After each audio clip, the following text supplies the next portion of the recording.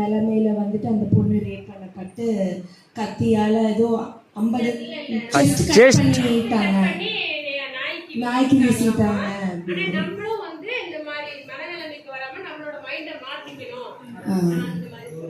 அதான் கவர்மெண்ட் பிரகாரம் ஒரு நாளில் 8 கேர்ள்ஸ் வந்துட்டு அந்த இதுபடி ரிசர்ச் பண்ணுறாங்க இல்லையா, ஒரு நாளில் வந்துட்டு 8 பெண்கள் வந்து ரேப் ஆகப்படுறாங்க அப்படின்னு சொல்லி சொல்லுவாங்க.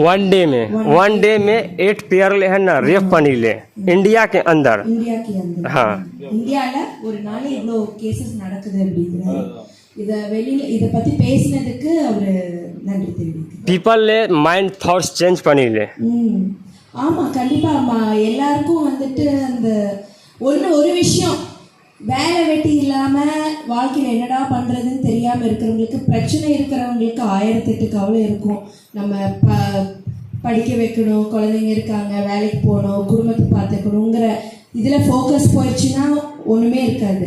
அதை விட்டுட்டு வேலை வெட்டி இல்லாமல் சுற்றிட்டு இருந்தால் லைஃப்பில் ஒரு எய்மும் கோலும் இல்லாமல் இருக்கிறவங்களுக்கு தான் அன்வான்ட் சிந்தனை சின்ன வயசுலேருந்தே வந்துட்டு இதெல்லாம் வந்துட்டு பெண்களுக்கு பேரண்ட்ஸ், ஆண்களுக்கு பேரண்ட்ஸ் சொல்லி கொடுக்கணும். பெண்களை வந்து அப்படி ட்ரெஸ் பண்ணுங்க, இப்படி ட்ரெஸ் பண்ணுங்க, அங்கே போகாதுங்க, இங்கே போகாதுங்க, அப்படி இருங்க இப்படிங்கிறத விட எப்படி இருக்கணுங்கிறது வந்துட்டு பேரண்ட் வந்து ஆண் பிள்ளைகளுக்கு வந்து சொல்லி வளர்க்கணும். அதுதான் முக்கியம்.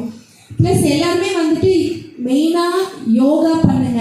மைண்டை வந்து யோகா பண்ணிங்கன்னா எவ்வளோ உங்களுக்குள்ள நிறைய நல்ல மாற்றங்கள் நிறைய வரும். ஏன்னா ஹியூமன்ஸோட மூளையே வந்துட்டு திங்க் பண்ணுறதுக்காக படைக்கப்பட்டது தானே.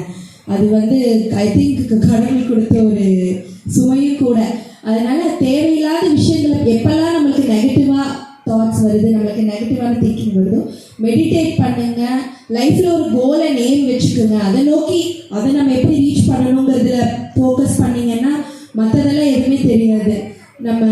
ஸோ அப்படி இருந்துக்கிறோம். தேங்க்ஸ். Okay ma'am.